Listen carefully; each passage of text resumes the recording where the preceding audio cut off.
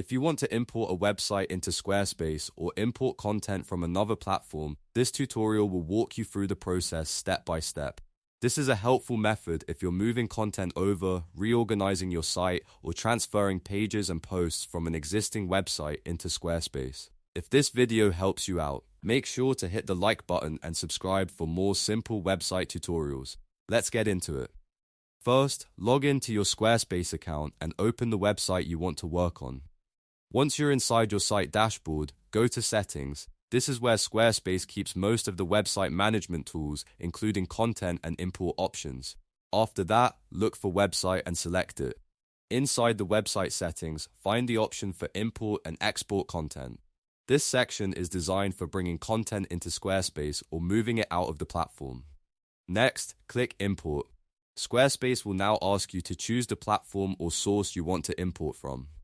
This is important because Squarespace supports different import types depending on where your content is coming from. Select the platform that matches your website file or content source. After choosing the correct platform, you'll need to upload your XML file. Make sure the file is the correct export file for your site because Squarespace uses that file to read and bring in the content.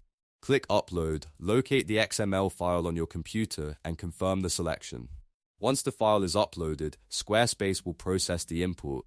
Depending on the size of the file, this may take a few moments. After the import finishes, review your content carefully to make sure everything came over correctly. Check your pages, posts, images, and formatting so you can catch anything that may need a quick adjustment. And that's it. You've now learned how to import website content into Squarespace by going to Settings, selecting Website, opening Import and Export Content, choosing Import, selecting the platform, and uploading the XML file.